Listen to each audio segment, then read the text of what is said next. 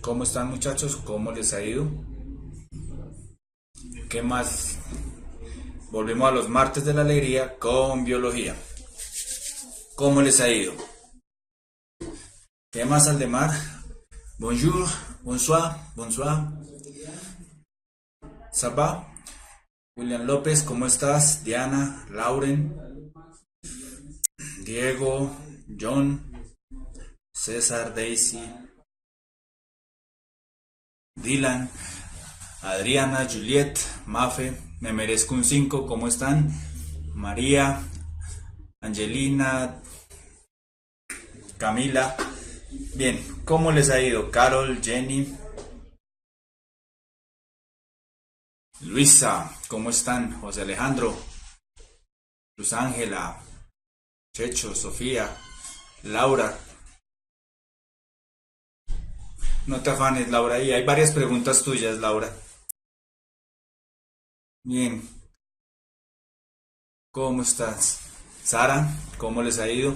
¿Ya listos para las pruebas? Muy sabrosas las pruebas, ¿sí? C'est bien, Angela. Je vous félicite. Bien. No necesariamente, José Alejandro. No necesariamente tienes que ser profesor si estudias ciencias naturales.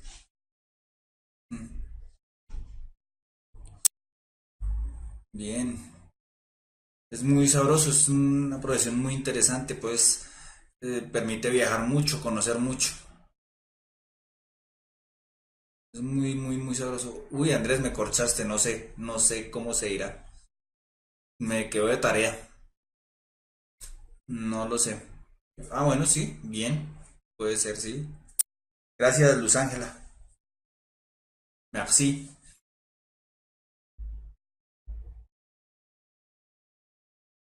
No, no, no. No me gustó la ingeniería mecánica. ¿Y quién les dio ese chisme? ¿Quién fue el chismoso? Mínimo Federico, el profe Federico.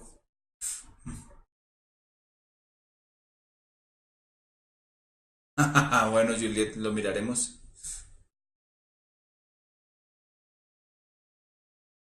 Bien. No se le olviden darle like a los videos. Es muy importante. Bien. Entonces,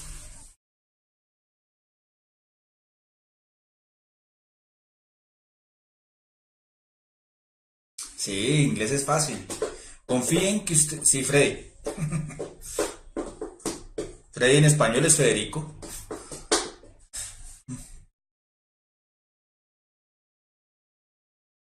Yo recomiendo la biología por encima de todo. La biología es hermosísima. Hermosísima. Sí, muchos biólogos eran franceses, sí. Yo estudié biología y soy ingeniero ambiental. Soy ingeniero ambiental. Byron.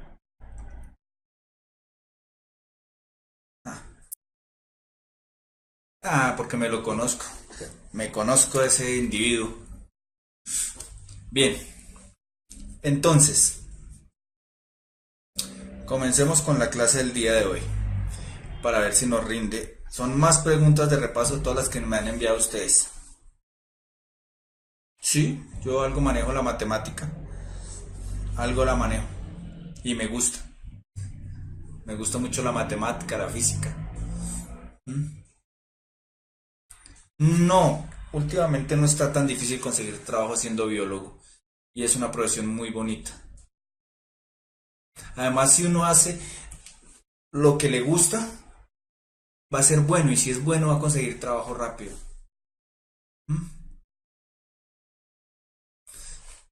¿Cómo estás, Natalie? 10 semestres tal cual. Giselle, normal. Juan Manuel, ¿llegaste tarde? Sí, la matemática es muy hermosa, me encanta. Al principio cuando salí del colegio yo quería ser matemático puro. Sí, algo me gusta la química. Miguel, ¿cómo estás?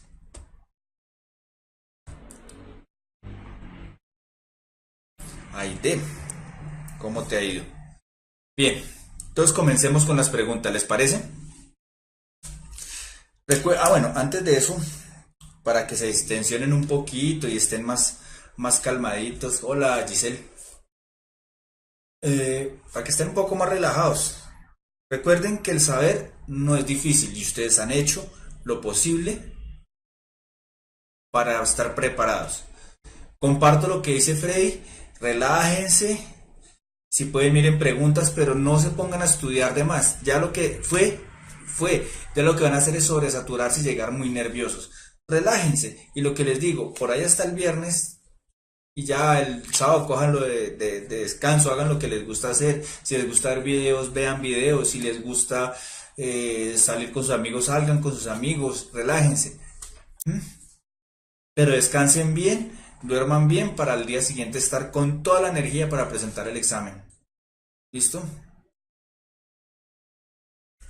Son el mismo número de preguntas, Sebastián. ¿Mm?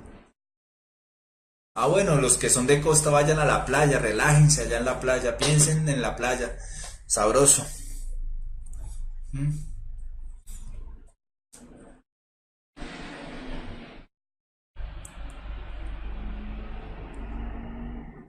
Bien. Miremos esta pregunta que envió Catalina García. ¿Mm? Bien. O sea, piscina, eso, todo. Y cuando uno en frío, pues le toca ingeniárselas para ver películas, más sabroso. Hola Catalina, esta pregunta la enviaste tú. Traté de adaptarla porque está un poco borrosa, pero vamos a ver si se entiende. Dice, solo un 10% de la energía almacenada en una planta se convierte en biomasa animal, en el herbívoro que come la planta. Se encuentra una relación semejante en cada nivel sucesivo de la cadena trófica. Así llega un promedio diario de 1,50 kilocalorías de energía lumínica por metro cuadrado a la superficie del terreno cubierto de plantas. Aproximadamente 1,5 calorías se convierten en material vegetal. De esta aproximada 1,5 calorías se incorporan los organismos de los herbívoros que comen plantas y alrededor de 0,15 calorías se incorporan los cuerpos de los carnívoros que depredan a los herbívoros. ¿Cierto? O sea, es la regla del 10% que habíamos dicho. No, no va a haber preguntas abiertas, Sara. Lástima que God sea el domingo. Eso es como premio después de haber presentado la prueba.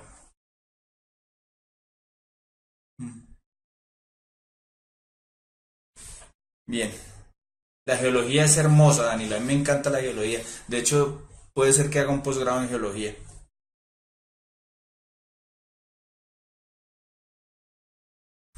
Bien.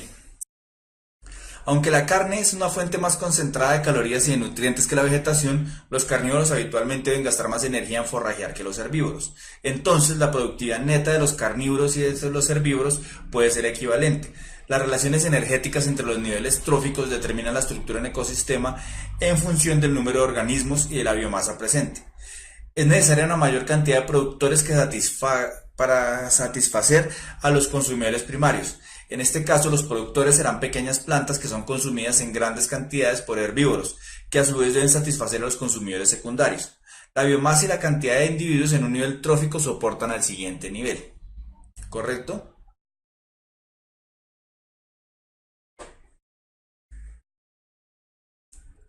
Entonces, miremos la pregunta. Dice, en la compleja trama de una cadena alimenticia, se puede dar que los lleguen a ser consumidores. ¿Qué diría ahí? Beautiful Mitch. Me debiste haber enviado la pregunta para haber puesto algo del ciclo de nitrógeno. Si nos queda algo de tiempo hoy, lo repito. ¿Vale?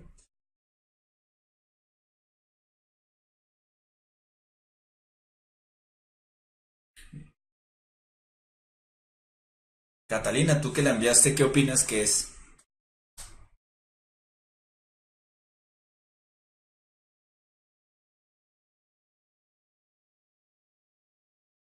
C, C, B, C, C, C.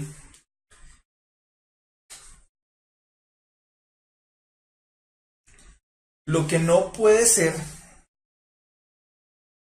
es que los productores se vuelvan consumidores. Los productores son productores, son las plantas, ¿correcto? Entonces, ya de por sí, ahí nomás descartamos la A y descartamos la D, ¿correcto?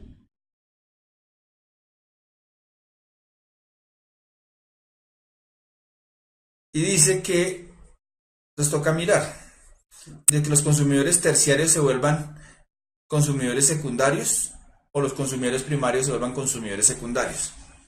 Los consumidores primarios son ¿cuáles? Los herbívoros. Los secundarios son los carnívoros, ¿correcto? Entonces se puede dar que los herbívoros lleguen a ser carnívoros o se puede dar que los carnívoros de una rama más alta se vuelvan carnívoros de primer orden.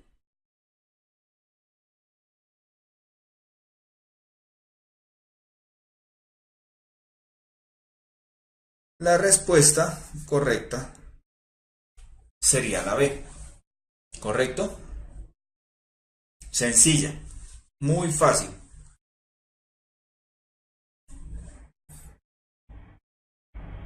Bien, miremos otra pregunta.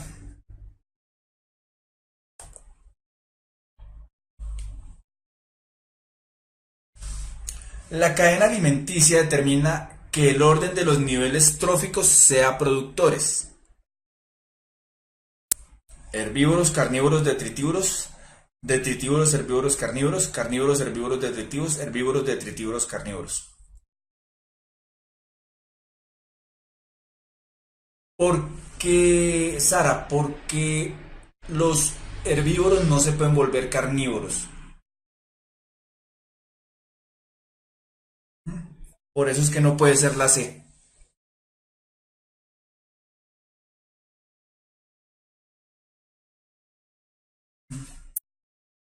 Detritívoros. Los detritívoros son los que descomponen la materia, los componedores, descomponen la materia orgánica. Esos son los detritívoros, los que descomponen la materia orgánica.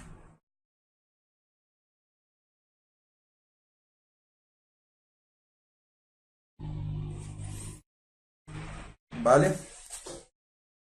Entonces, vienen los productores, que son las plantas, después vienen los herbívoros, los carnívoros y los que descomponen. La respuesta es la A. Sí, claro, los dos son carnívoros, pero depende del nivel de la cadena, van a llamarse tercero o segundo orden.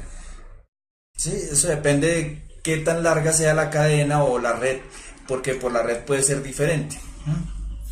Algunos gusanos son detritívoros, sí. Entonces, dependiendo de la cadena, un animal que en por acá, que por esta cadena sea un consumidor terciario, por acá puede ser un consumidor secundario, ¿correcto? No, ese es un detritívoro, no es un chulo como tal, porque el chulo no descompone. Es que depende de la red que estemos hablando, linda. Entonces, sí, a ver, un ejemplo. Si acá tengo una planta, ¿cierto? Digamos que esto es una flor que es consumida, una planta cuyo herbívoro que es consumido, qué sé yo, por un conejo,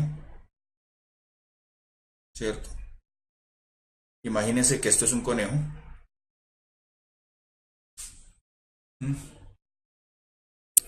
Y que aquí venga, qué sé yo, un zorro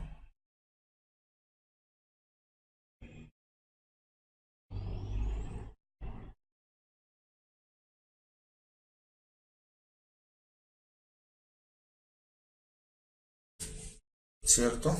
Y que este zorro cuando es pequeño lo prede, qué sé yo, un águila,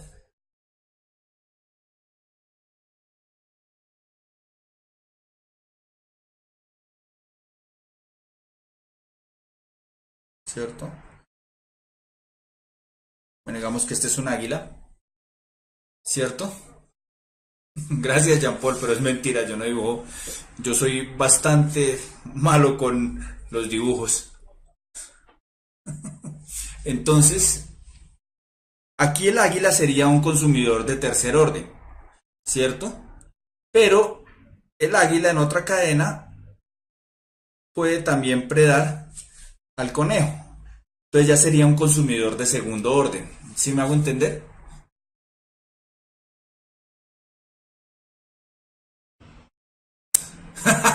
Gracias, José Alejandro.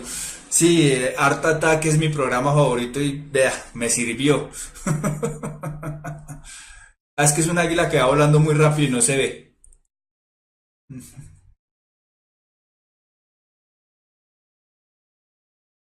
Bien, entonces se convierte ya, escala al nivel de la cadena trófica. ¿Mm?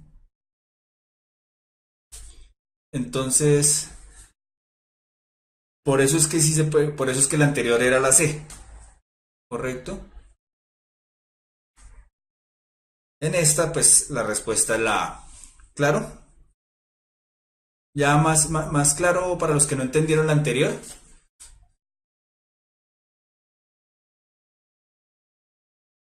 Correcto, se vuelven carroñeros.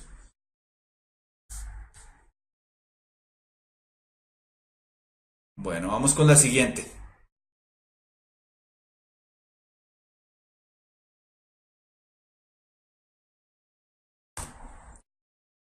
En las cadenas alimenticias, normalmente los carnívoros son los que menor cantidad de individuos presentan porque son malos transformadores de energía a biomasa, ahorradores de energía, consumidores terciarios de energía, buenos transformadores de energía lumínica. No, ahí no había, en ese caso, Luz Ángela, no había, en el ejemplo que yo puse, no había detritívoros. Bueno, veo que todos dicen que es la C.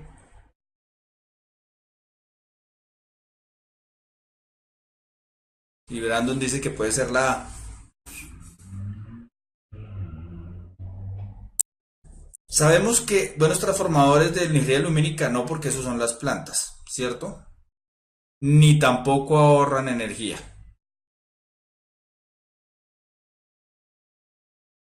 Miremos las otras dos. Dicen, normalmente los carnívoros son consumidores terciarios de energía o son malos transformadores de energía a biomasa.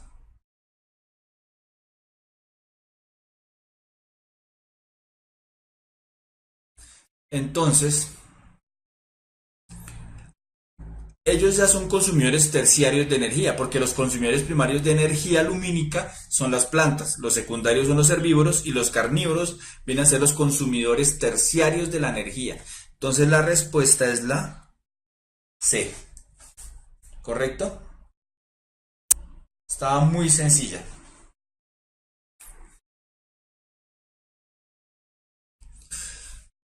Bueno, el término ahorrar energía es más bien quienes acumulan más biomasa, y la biomasa por lo general son las plantas, Jean Paul, ¿correcto? John Carrascal, ¿cómo estás?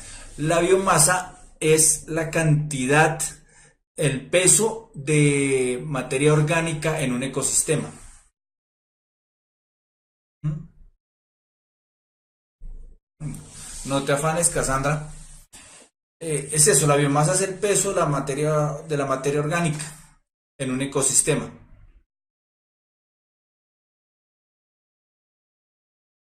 No, la biomasa es toda la materia orgánica, incluyendo animales. Y recuerden que hay una cosa que se llama la producción primaria neta, que esas sí serían solo las plantas. ¿Listo? Bueno, Jan, yo no le digo a Federico.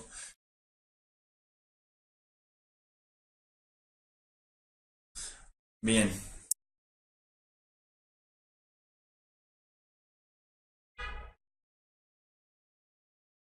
bien.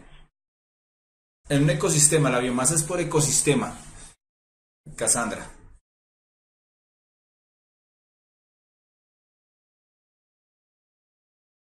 No es que seamos malos transformadores de biomasa, sino que nosotros llegamos a la energía ya después de una larga cadena.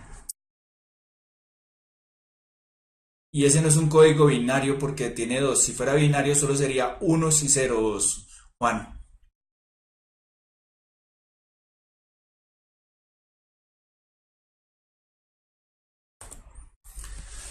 De la energía lumínica que anualmente llega a una hectárea, 10.000 metros cuadrados, se transforma en biomasa de carnívoros el.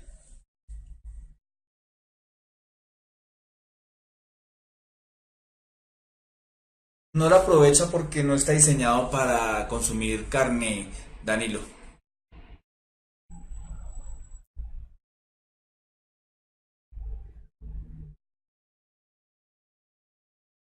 Sí hay algunos carnívoros que consumen plantas. Ustedes ven los perros comiendo pasto a veces, pero no es que sea el alimento de ellos. Depende de la cadena, María José. Podemos estar de consumidores primarios, secundarios. ¿Qué? Consumidores primarios, secundarios o terciarios.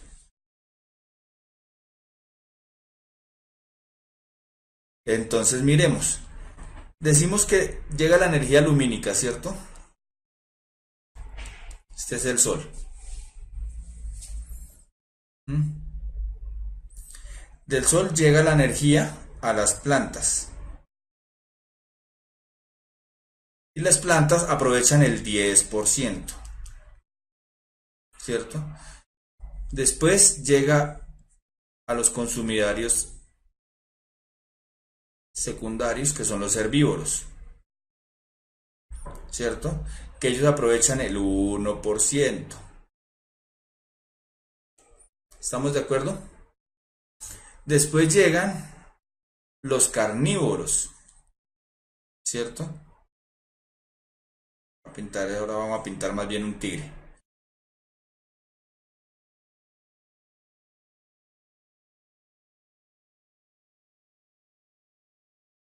¿cierto? ¿Cuánto aprovecha ellos? El 10% de uno es 0,1%. Entonces, ¿la respuesta cuál es?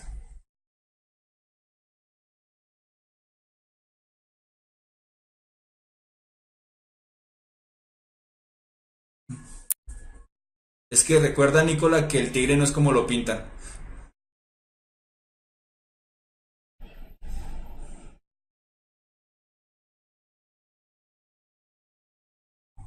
Correcto, la respuesta es la B. Porque recuerden que cada paso de la cadena yo voy perdiendo el 10%. O sea, voy tomando solo el 10%. ¿Mm?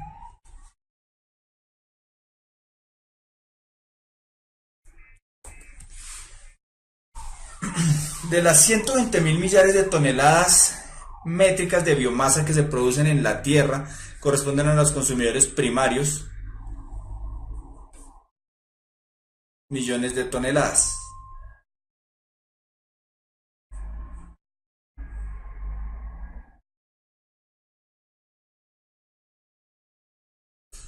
Casi es muy poquito, Beautiful Mitch, y depende de lo larga de la cadena.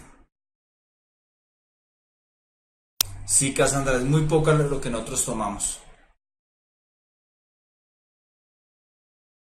Son 120 mil millares de toneladas métricas de biomasa que se producen.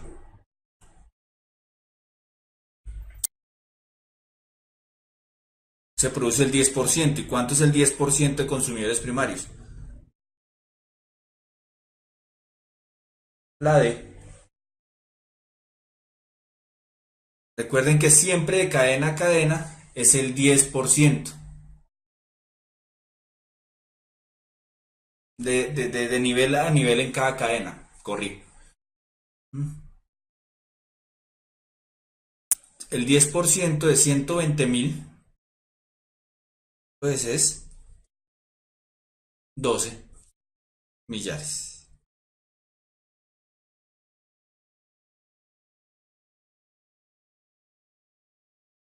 ¿Correcto?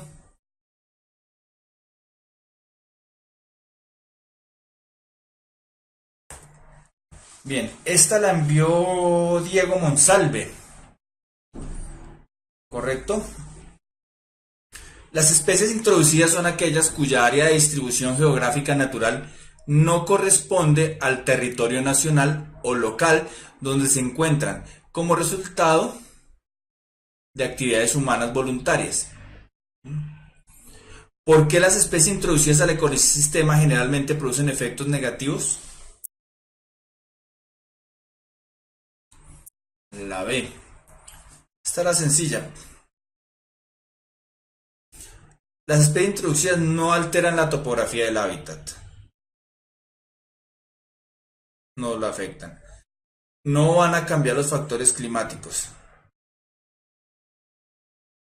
Y tampoco cambian los factores bióticos. Alteran la interacción entre las especies de la población. Es la B. Exacto, Esteban. Tal cual. Bien, ¿correcto?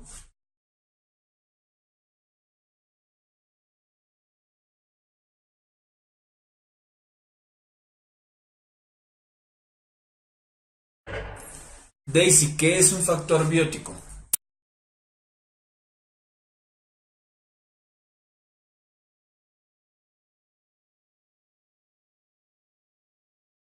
Cuando hablamos de algo biótico es lo que tiene vida y no va a alterar lo que tiene vida. Alteras son las interacciones que se dan en esa población. ¿Cuáles son las interacciones? Bien puede ser la competencia, bien puede ser la predación o la simbiosis. ¿Correcto? Entonces, eso es lo que va a alterar. No va a alterar los, la vida en los ecosistemas, sino las interacciones que se dan entre las diversas poblaciones.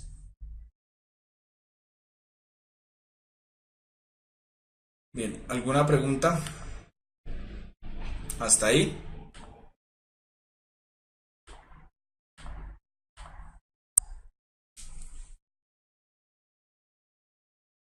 Las preguntas son, vamos así, son sencillas, no son tan difíciles.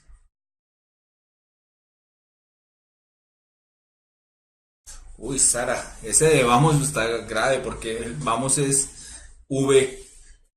Pero bueno, si es por hacer un mnemotécnico, está bien.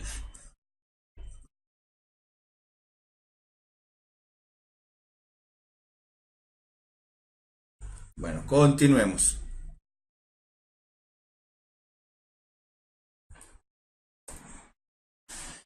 Esta la envió Juliet. ¿Cómo está Juliet? A ver,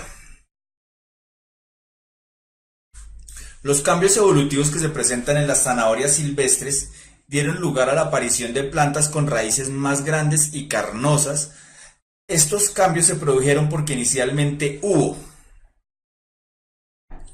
un aumento de los genes dominantes en las zanahorias silvestres, mayor disponibilidad de nutrientes en la superficie terrestre, cambios en las condiciones climáticas del planeta a través del tiempo, mutaciones de intercambio genético entre las zanahorias silvestres.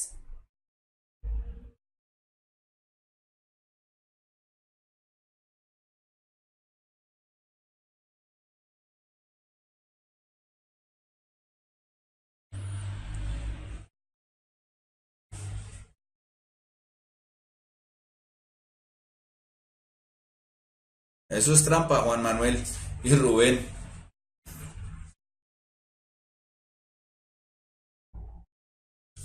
La mayor disponibilidad de nutrientes en la superficie terrestre la eliminamos.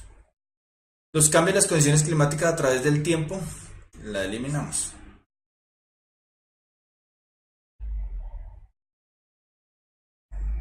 Lo que pasa es que aquí me faltó, uy, yo no sé si venía con contexto, había un contexto de esta pregunta.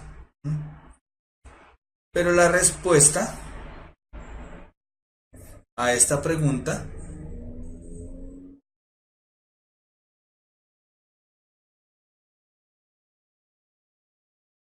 es la D. ¿Correcto?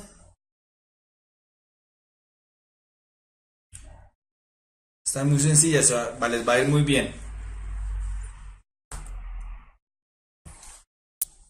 Existen muchas variedades de zanahorias cultivadas. Unas son más dulces que otras. Unas son más dulces, otras más grandes, otras más resistentes a enfermedades. Las variaciones en la especie son producto de variaciones en los genes cuya frecuencia cambia a nivel de población, variedades, comunidad o individuos.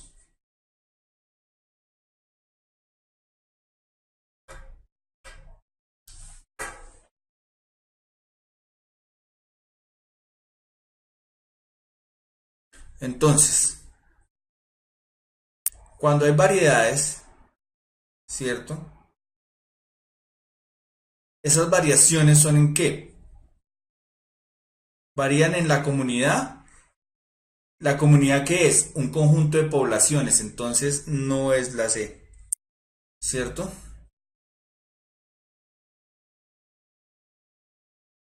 Población que es el conjunto de individuos de la misma especie que están en un mismo ecosistema.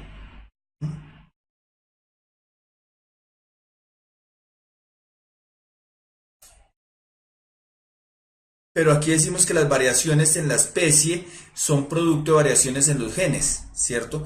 Cuya frecuencia cambia a nivel de qué. Y aquí me está diciendo que existen muchas variedades de zanahorias. Entonces, esas variaciones en los genes es a nivel de variedades. Hay que leer lo que dice el contexto.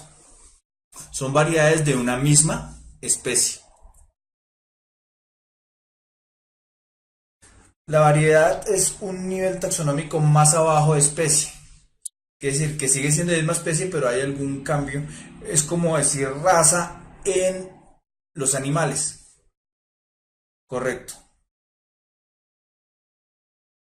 ¿Por qué no tiene sentido, Laura?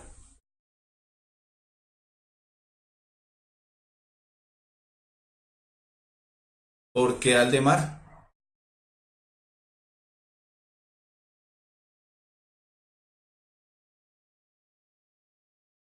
Porque si un individuo cambia los genes y no la población, y si eso no se transmite, no va a cambiar. Entonces, por eso la D no es.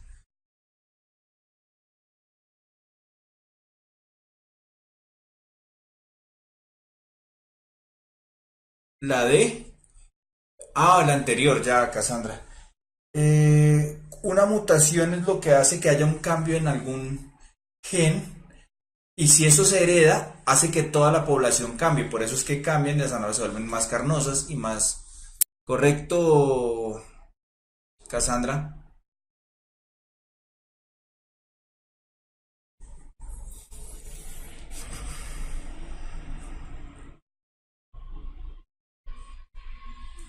Bien.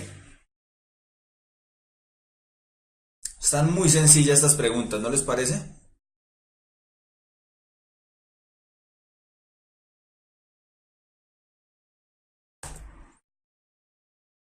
Las variedades de zanahorias que conocemos actualmente son el resultado de la evolución de la especie Daucus carota, variedad sativa, que en gran medida ha sido dirigida por los agricultores. La búsqueda de variedades más productivas es un proceso de selección estabilizadora, direccional, artificial o natural. Listo, creo que por ahí tengo una Beautiful Mitch.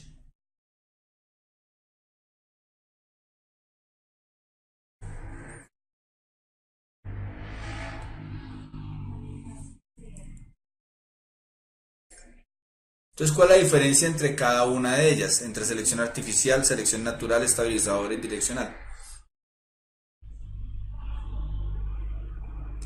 Recuerden que estas son tipos de selección natural, lo que es la estabilizadora y la selección natural.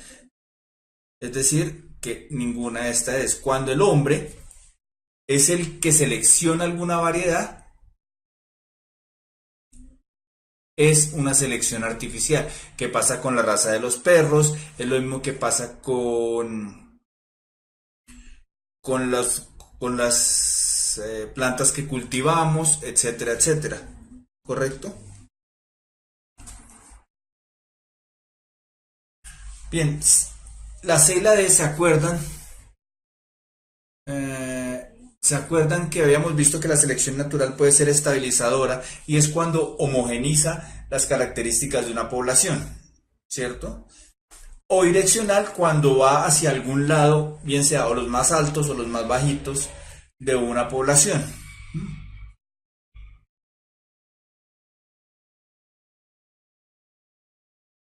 ¿Qué no entendiste la diferencia, Linda? ¿En dónde no entendiste la diferencia?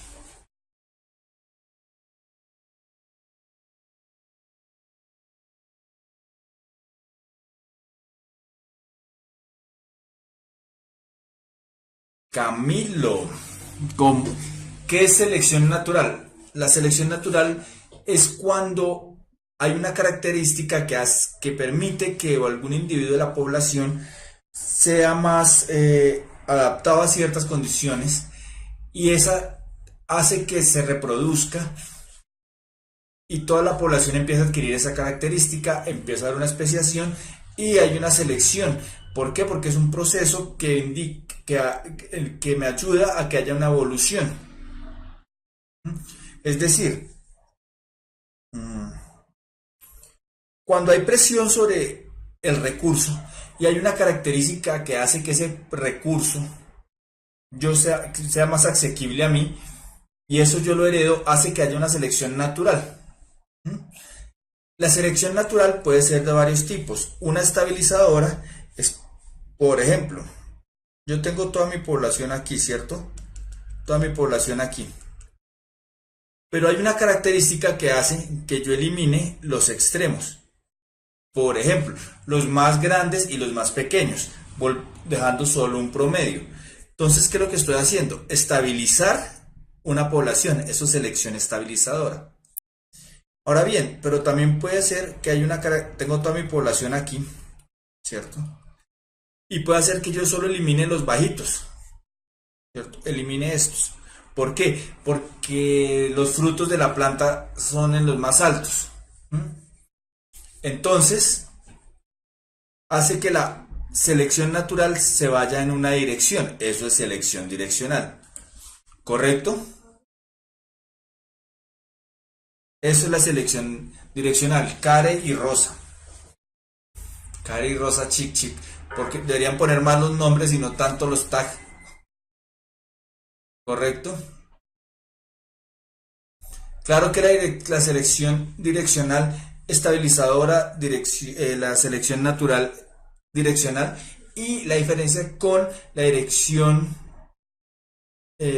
con la selección artificial. La artificial es la que hace el hombre, no la naturaleza. ¿Mm?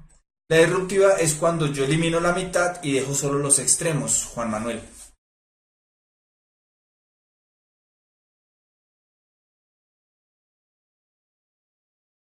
¿Correcto? ¿Más claro?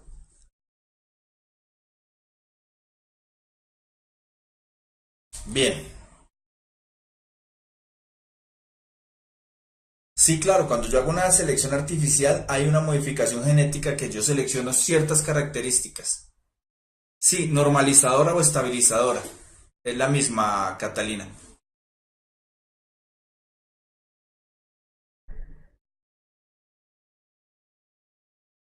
Listo, continuamos. Los veo como ansiosos, los veo como quiero preguntas, quiero preguntas, quiero preguntas. Calmados. Vamos, que quede todo claro. Esta la envió Laura, que no nos acompaña hoy. Entonces, en un bosque, una especie vegetal es polinizada únicamente por una abeja, de tal forma que este insecto es el único medio que tiene el polen de las flores masculinas para llegar a los ovarios de las flores femeninas. Si se siembran individuos de esta planta en un sitio donde la abeja no existe, se esperaría que la reproducción de estos individuos se viera afectada en ¿qué? Nunca pueda producir flores, nunca pueda producir flores femeninas. Produzca flores femeninas pero no masculinas. Produzcan flores pero no produzcan semillas fértiles. Produzcan flores y frutos.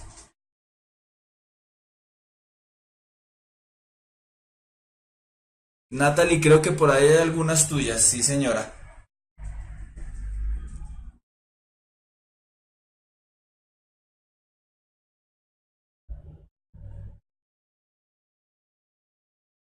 Fácil, ¿no? Si no hay abeja, sí va a producir las flores. Es decir, la A no va. Pero no va a haber una fecundación, por lo tanto no va a haber frutos. ¿Cierto? Es decir, que va a producir las flores, pero no va a haber fecundación, por lo tanto no va a haber semillas fértiles. La respuesta es la C. Están pero volando ustedes. ¿Mm?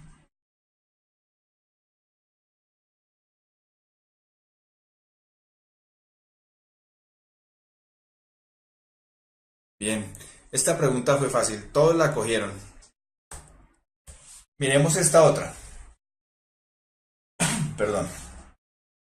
Se tienen dos sitios, A y B. El sitio A se caracteriza por presentar una estructura de vegetación similar a una selva con muchos árboles de diferentes alturas. El agua en este sitio se encuentra a unos 30 centímetros.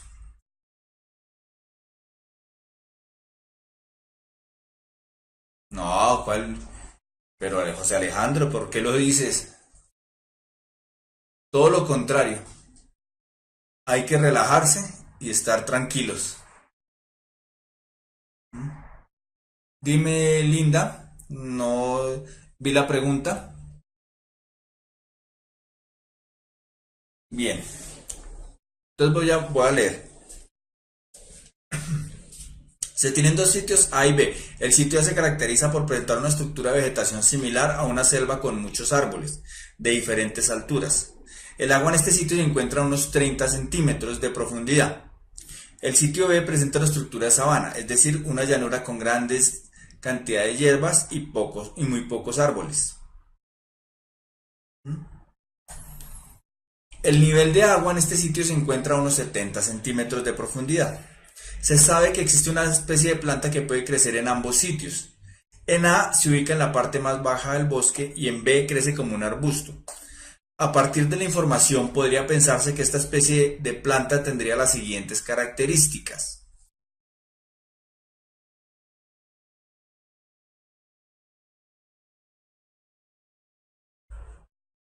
A. Raíces de mayor longitud en el A que en el B. B. Hojas de mayor tamaño en el A que en el B. C. Raíces de menor longitud en el B que en el A. Y la D. Hojas de mayor tamaño en el sitio B que en el A. Entonces, como lo dijeron por ahí, ¿quién lo dijo? Que son la misma, la A y la C, pero con diferentes palabras. Entonces, descartamos. Si no quieren descartarla así, simplemente deben saber que si el agua está mayor a profundidad en el B, pues deben ser de mayor longitud en el B. ¿Cierto? Ahora bien, si en el sitio A es como una selva, ¿cierto? Es similar a una selva, quiere decir que entra poca luz. ¿Qué quiere decir? Que las hojas deben ser de mayor tamaño en el A que en el B, porque en la sabana hay más luz, entonces no necesita haber una competencia por la luz. Entonces la respuesta es la B. Bastante, mucho, muy sencilla, ¿sí o no?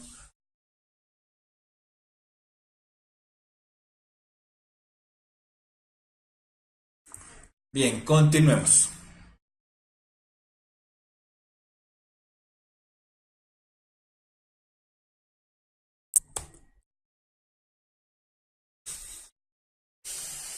Bien, los experimentos con arvejas se descubrió que el color rojo de las flores era dominante sobre el blanco y que las semillas lisas eran dominantes sobre las rugosas. Los posibles fenotipos de los hijos que se podrían obtener al cruzar la planta blanca de semillas rugosas con una roja de semillas lisas, que es heterocigota para estas dos características, son. ¿Cuál no entendiste, Lauren? Profe, podemos recordar lo que es cuando... Ah, bueno, tú quieres saber cuáles son las relaciones entre las especies. Entonces, vamos a dejar, paremos aquí en genética un momento y voy a responder la pregunta de Linda. ¿Correcto? Entonces, Linda quiere saber, voy a quitarla un momento para que no respondan. Linda quiere saber qué es, cuáles son las relaciones interespecíficas. Entonces, se da la primera, que es la competencia. Competencia es cuando las dos especies están por el mismo recurso, ¿cierto? Dos poblaciones van por el mismo recurso. Se genera una competencia, ¿correcto? Tenemos predación. Cuando una especie se alimenta de otra especie, ¿correcto? Sencillo. Tenemos simbiosis.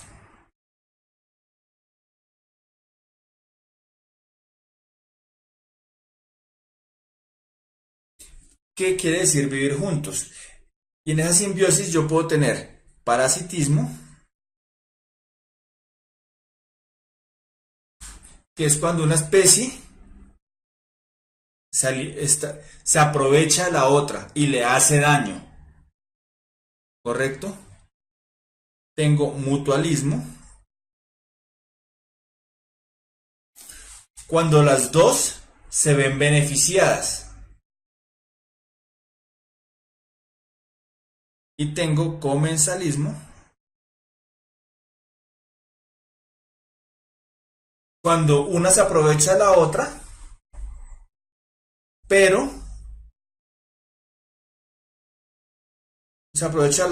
pero en realidad no le genera ningún beneficio ni nada. ¿Correcto? Claro, Linda. Ya está mucho mejor. Linda, ¿estás por ahí?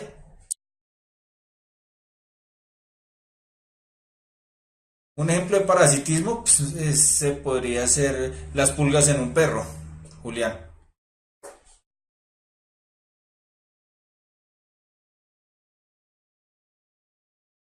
Ahora sí vamos a poner la pregunta de genética. Las garrapatas también, Natalie.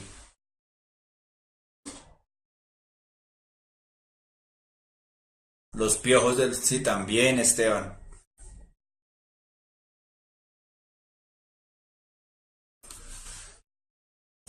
De mutualismo, los líquenes. Porque hay un alga y un hongo y los dos se aprovechan y los dos se ven beneficiados.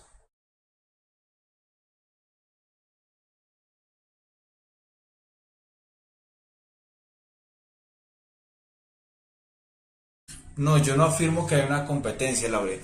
Digo que eh,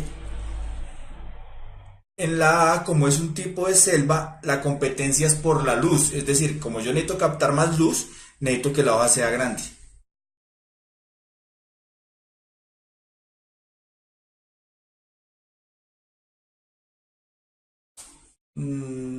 Es una forma de decirlo, pero en realidad es comensalismo.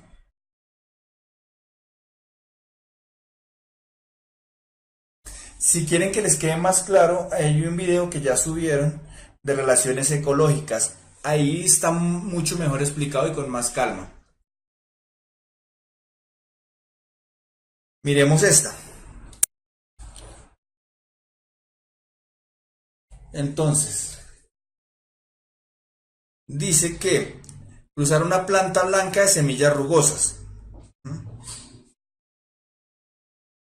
con una roja de semillas lisas. que es heterocigota para estas dos características. Entonces dice que el color rojo es dominante sobre el blanco y las lisas dominantes sobre las rugosas. Quiere decir que la blanca de semillas rugosas es recesiva, ¿cierto? Blanca de semillas rugosas. La cruzo con una roja,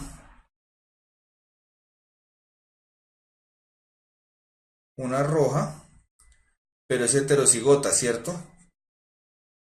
De semillas lisas, también heterocigota,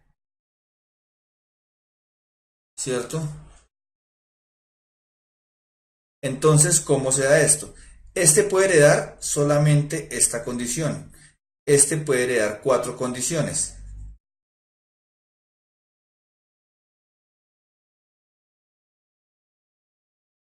¿cierto? Si hacemos el cuadro,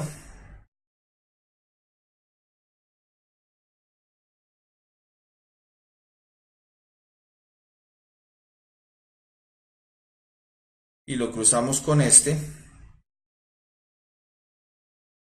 ¿cómo nos da?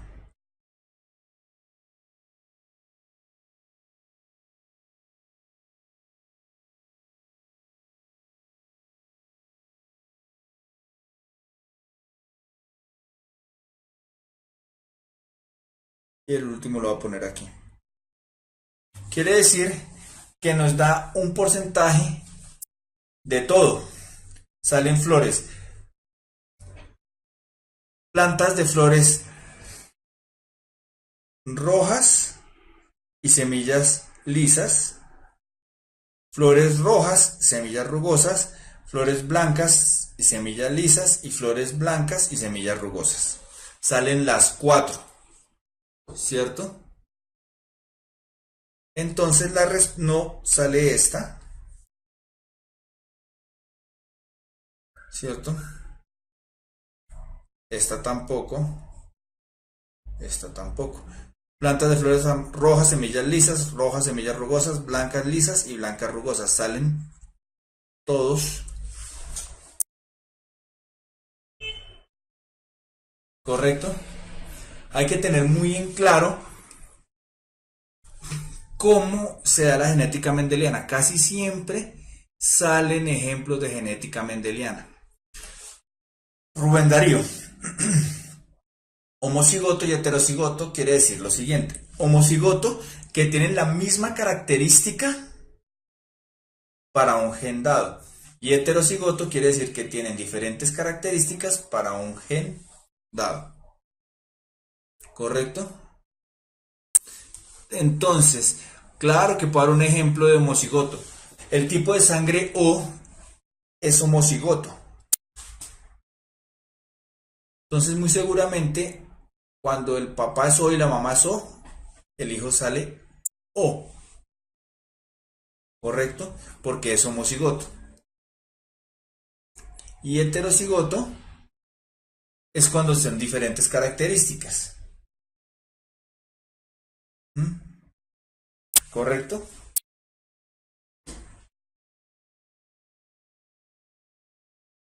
Bien. Continuamos.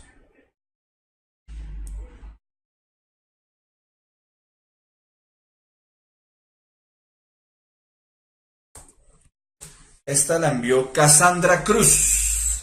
Otro ejemplo de genética mendeliana. ¿Mm? Bueno, ahí ya puede cambiar un poco. El niño puede ser O. No, el niño no puede ser O. El niño es O, pero puede ser positivo o negativo, dependiendo si la mamá es heterocigota o homocigota. O si el papá, el negativo si es. ¿Mm? El negativo si es homocigoto.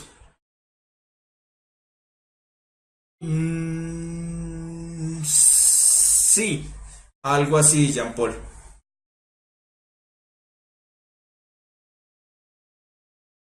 No, puede salir A o puede salir O, dependiendo si la mamá es homocigota o heterocigota.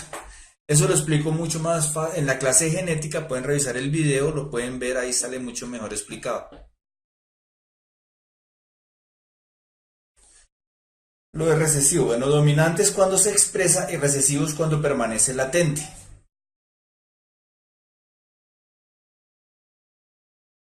¿En cuál duda te quedó dudas, Cassandra? ¿En esta que está aquí, que está en la pantalla?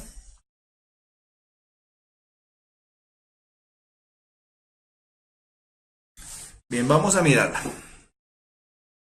En la siguiente tabla se encuentra información de dos genes que heredan y expresan separadamente una población de ardillas silvestres. El color del pelo y la longitud de la cola. Entonces, claramente vemos que el dominante es el gris, ¿cierto? Aquí está mal. Entonces, Cassandra, muy seguramente la duda está acá. ¿Por qué? Porque si tú ves, estos dos genotipos son iguales. Este debería ser A minúscula, ¿correcto? Claro, Cassandra. Lo mismo acá, este debería ser B minúscula. Lo cual nos indica que la cola larga es dominante frente a la cola corta. De pronto ahí es donde tienes error, tienes la confusión.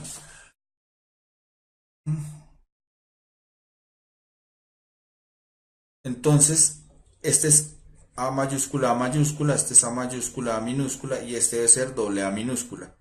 Y este debe ser B mayúscula, este debe ser B mayúscula, B minúscula y este debe ser doble B minúscula. Seguramente como hicieron la transcripción antes de la tipografía, la hicieron en Excel o algo así, automáticamente se lo pasó a mayúscula. ¿Correcto? Entonces dice, si se cruzan un macho y una hembra de color gris y cola corta, ¿ok? De color gris y cola larga, heterocigotos para ambas características, es decir, si yo cruzo,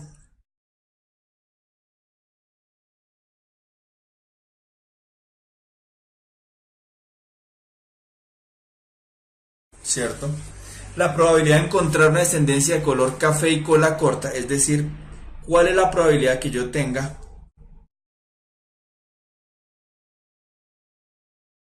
en la descendencia? ¿Cierto? Sí, Julián, toda la razón. La cual la probabilidad de encontrar esta descendencia. Pues es muy fácil. Si ustedes se acuerdan, cuando nosotros hicimos el ejercicio, la probabilidad cuando yo hacía un cruce de características híbridas, es decir, con dos genes, ¿cierto? De dos características, y por la tercera ley de Mendel, la herencia independiente de caracteres, sabíamos que la probabilidad de que saliera homocigoto recesivo era la más pequeña, que era un 6.25%.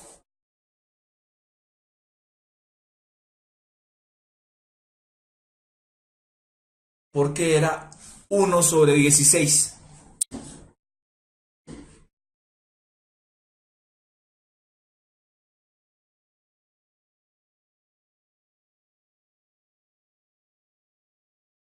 ¿Correcto?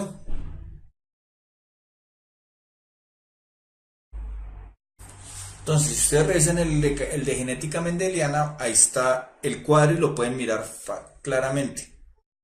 Es muy sencillo hacer los cruces.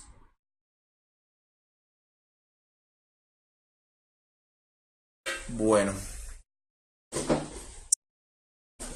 claro, sin conocimiento hay una forma de sacarlo. No es ecuación, se hace el cuadro.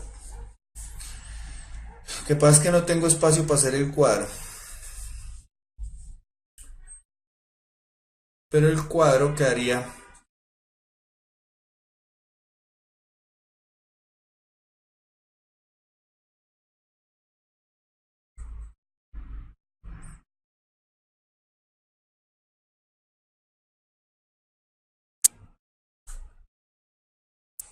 Y lo mismo quedaría acá.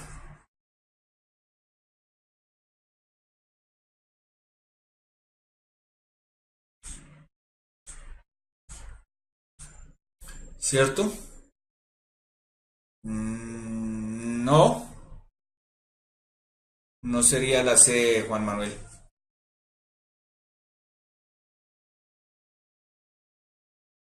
Como ven, aquí hay 16 opciones. Cuando yo hago, ¿se acuerdan que la única que me va a dar esta característica es cuando hago el cruce entre esta y esta? Es decir, que quedaría así. Las demás no, las demás me dan otro tipo de características. Y si ustedes cuentan, son 16 cuadros y solo uno de 16. Ahora cogen 1 por 100 dividido 16 y les da 6,25%. Correcto, Diana. Si tú te acuerdas de las leyes de las leyes de Mendel, fácilmente ahorras si no tienes que hacer el cuadro.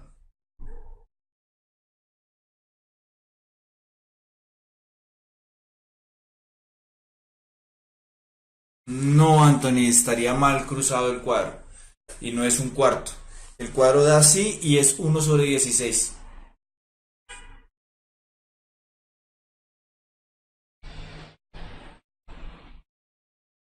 Entonces, al tener 1/16 es 100 dividido 16 me da 6,25%. ¿Correcto? ¿Claro hasta ahí?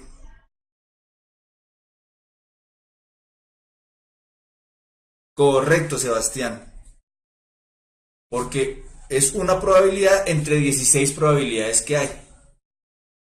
Pero ojo que queda A mayúscula y B mayúscula, me merezco un 5. Eso es distinto a tener la A minúscula y la B minúscula. Porque el que tú me estás diciendo va a salir gris de cola larga y me están pidiendo es café de cola corta. Ahí el problema podía ser para Cassandra, que fue la que me envió esta pregunta, es encontrar estos errores. ¿Mm?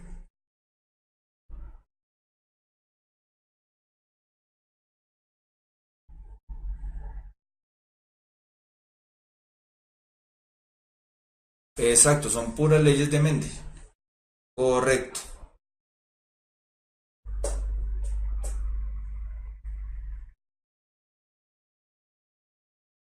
¿Como la ley de Mendel o cómo es la ley de Mendel? Eh, ¿Cómo así, Linda? ¿Por qué solo hice este? Porque es que no tengo espacio y quedaría muy apeñuscado y no lo podrían ver. ¿Mm?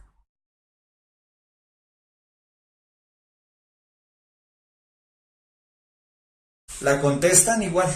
Traten de contestarla. Buena pregunta, Nicolás. Si ustedes encuentran un error en la pregunta, pues igual contéstenla. Tratando de mirar dónde está el error y sabiendo cuál es la razón. No, notificarla no es perder el tiempo.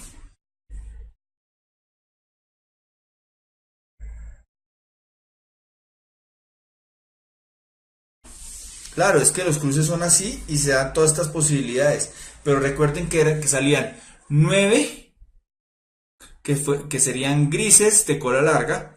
¿Por qué? Porque se expresa más el dominante. Saldrían 3 grises de cola corta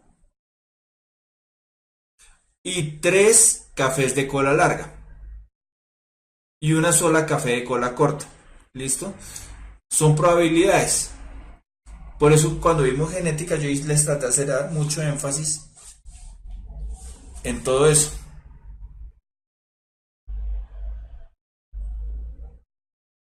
Beautiful Mitch. Muy seguramente les va a salir esto. Mendel casi siempre sale. Y otra que casi siempre sale es esto. Mitosis y meiosis. ¿Mm? Diana Silva me preguntaba, bueno, ¿cuáles son las diferencias entre mitosis y meiosis?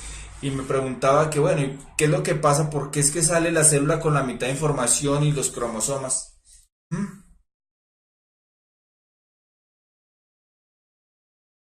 ¿Cierto? Esa es la mejor recomendación, Juan Manuel.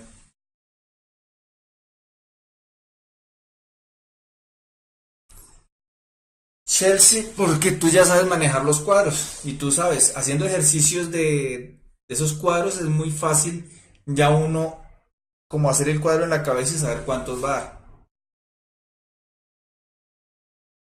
Entonces, la primera diferencia es que mitosis es para células somáticas, es decir, multiplicación de células. Y la meiosis me va a producir a mí las sexuales, es decir, los gametos.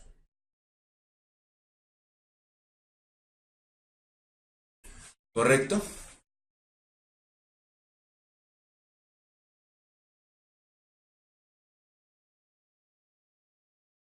Entonces, hay que tener en cuenta que antes de estos procesos, antes de arrancar aquí, hay una etapa previa, ¿cierto? Que se llama interfase, en donde ya he duplicado el ADN, toda la información genética. Y ahí sí empiezo a desarrollar estos procesos. ¿Correcto? Entonces, como ya lo he duplicado y aquí lo he dividido a la mitad, entonces las células salen iguales a la célula, perdón, salen iguales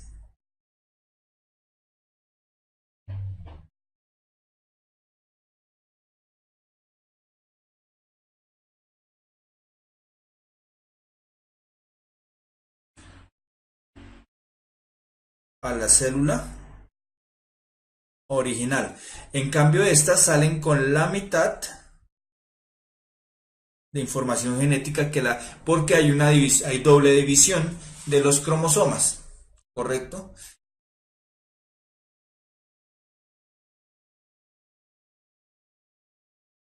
Entonces, eso lo deben tener muy claro ustedes. Las sexuales no son 2N, las sexuales son N. Mira, son N porque quedan con la mitad de información genética. Recuerden que nosotros tenemos 23 pares de cromosomas y que cada célula sexual de nosotros tiene solamente 23 cromosomas. ¿Correcto?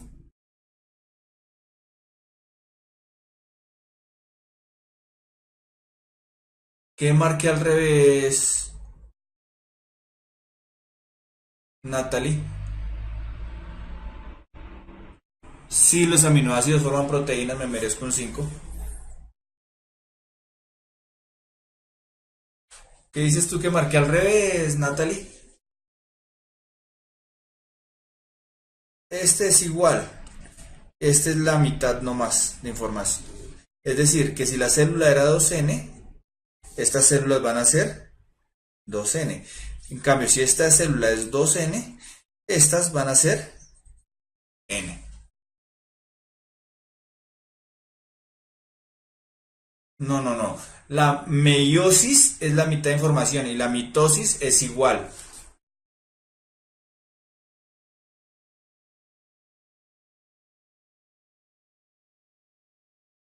Estás confundida, Natalie.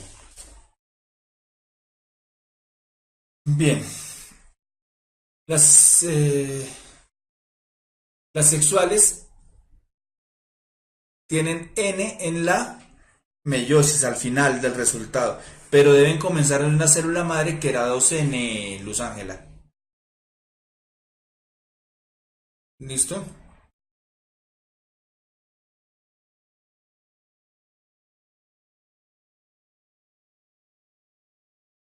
Correcto. Y cuando hablamos de haploide y diploide, diploide es cuando tiene una carga genética 2N y haploide cuando tiene una carga genética N.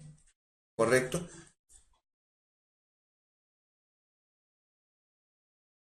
Bien, entonces continuemos.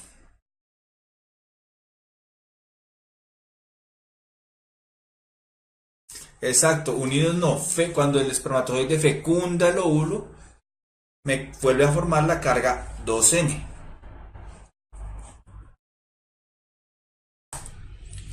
Entonces, otra pregunta. Esta la envió Natalie Guzmán. Precisamente esta la enviaste tú, Natalie. Una estudiante inclinó una matera y al cabo de una semana observó lo que se muestra en la siguiente figura. Raíces, matera, tallo, hojas. En la primera semana estaba así y cuando después la matica creció las raíces y creció seca, ¿cierto?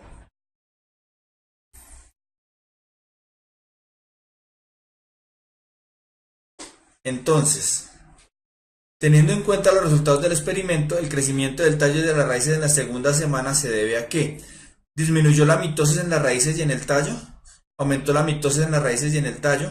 Disminuyó la mitosis en las raíces y aumentó en el tallo. Aumentó la mitosis en las raíces y disminuyó en el tallo. Tampoco seas exagerada, Natalie. Bien.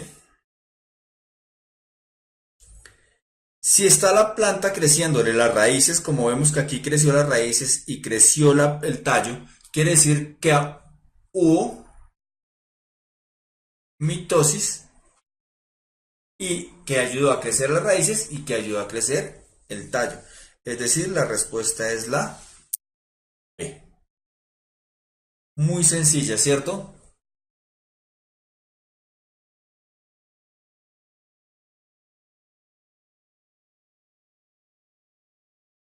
Bastante sencilla.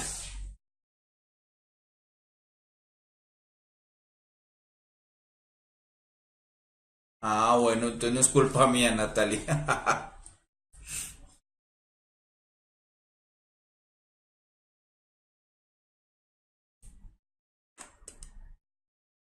Listo. Esta otra que envió Cassandra. Las mariposas, la concentración de la hormona juvenil JH al interior del individuo define los cambios que ocurren en el ciclo de vida de este insecto tal como se ilustra.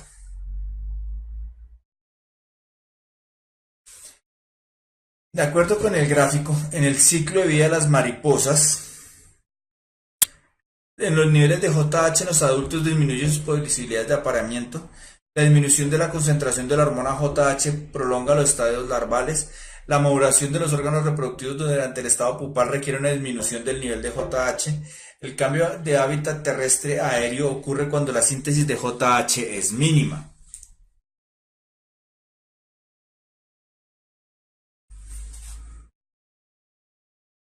No, Javier, no se puede rayar en la prueba, les dan una hoja en blanco para que rayen. El cuadernillo no se puede rayar, manchar, cortar, romper. No, el cuadernillo es el cuadernillo, lo deben entregar como se lo entregaron. ¿Listo?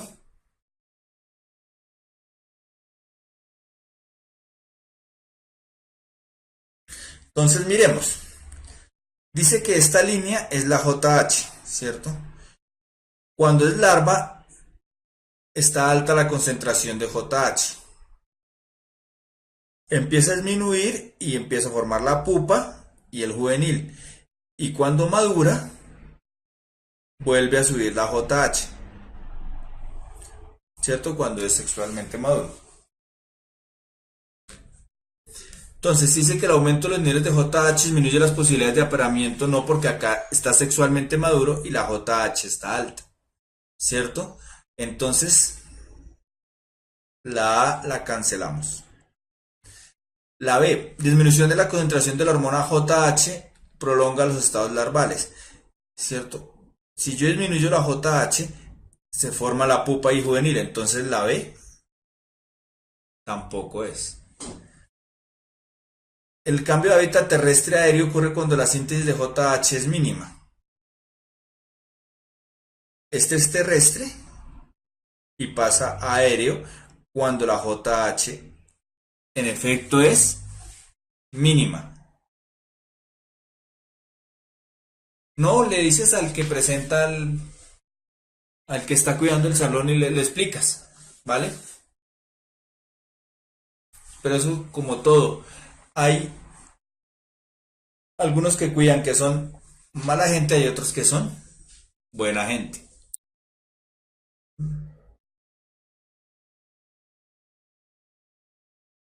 La maduración de órganos reproductores durante el estado pupal requiere una disminución de JH. Y como ustedes ven, el adulto sexualmente maduro, es decir, que haya órganos reproductivos, requiere un aumento de JH. Es decir, la C tampoco es. La respuesta es la D.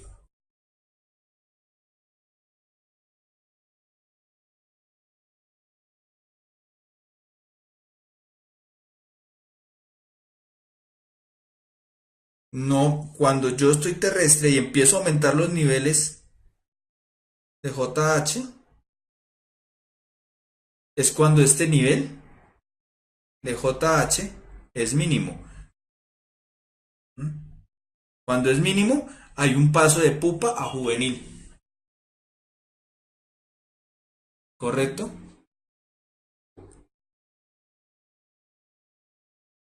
La maduración es cuando hay un aumento, mira que dice adulto sexualmente maduro, es decir, cuando para que sea sexualmente maduro yo tengo que aumentar la concentración de JH. Por eso no es esa, Briana. No se puede escribir en los cuadernillos, Lucy.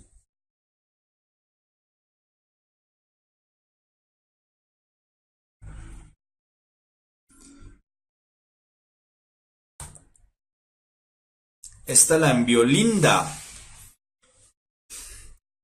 Aunque casi no se nota, está bastante difícil de ver.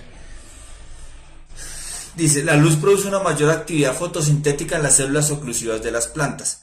Por lo tanto, la elevada concentración de azúcares provoca la entrada de agua a la célula por ósmosis. Con base en la información anterior, la gráfica que muestra los cambios de concentración de azúcares que puede experimentar una planta en la noche es. Y tengo concentración de azúcares y tiempo en la noche. Entonces, dice, cuando no hay luz, porque es de noche, ¿cierto? Hay baja la concentración, ¿cierto? Entonces, ¿cuál sería? ¿Este aumento, la que es estable o la que disminuye los azúcares? Entonces, si no hay fotosíntesis, ¿cierto? Baja la cantidad de azúcares. La respuesta es la B, ¿correcto? ¿Qué pregunta le vas a hacer, Sara?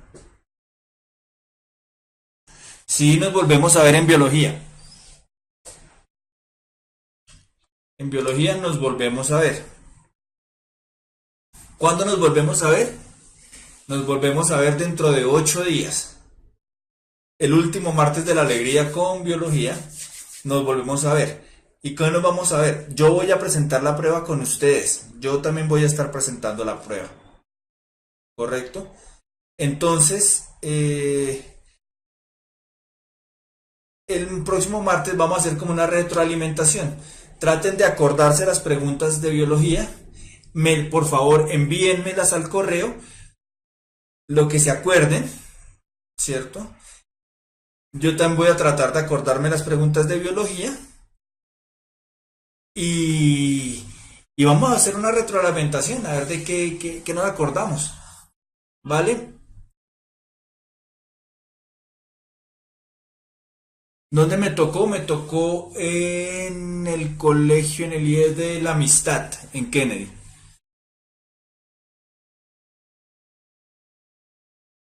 Sí, le puedes preguntar, pero como te digo, dependiendo, hay algunos que no les gusta ni siquiera que los hablen y otros que son muy buena gente.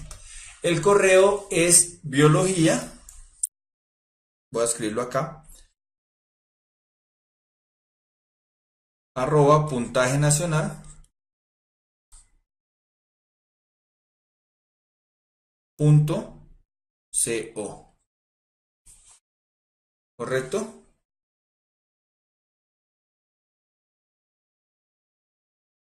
Ese es el correo.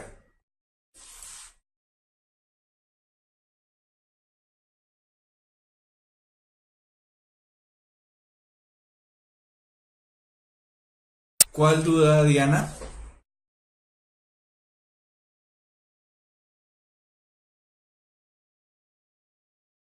Yo no tengo que presentar la prueba, yo la presento para ver qué están preguntando y poderles explicar a ustedes.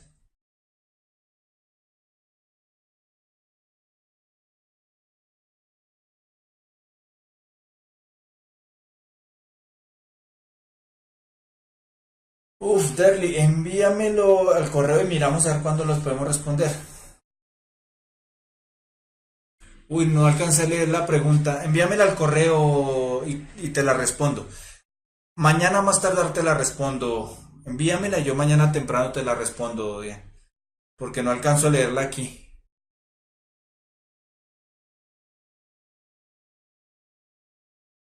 No se puede subrayar los textos del cuadernillo. El cuadernillo no lo pueden tocar.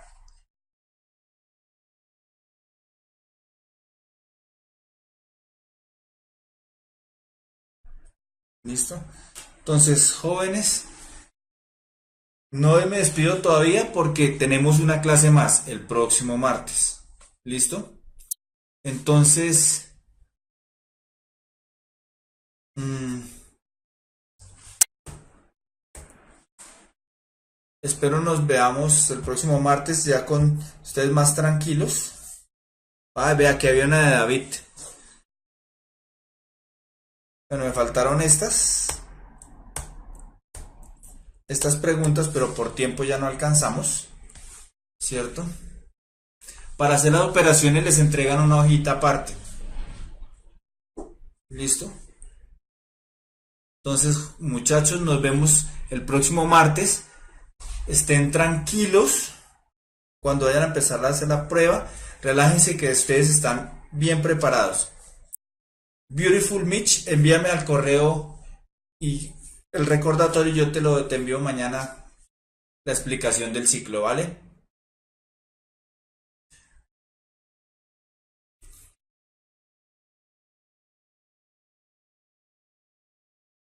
Listo, entonces nos vemos el próximo martes.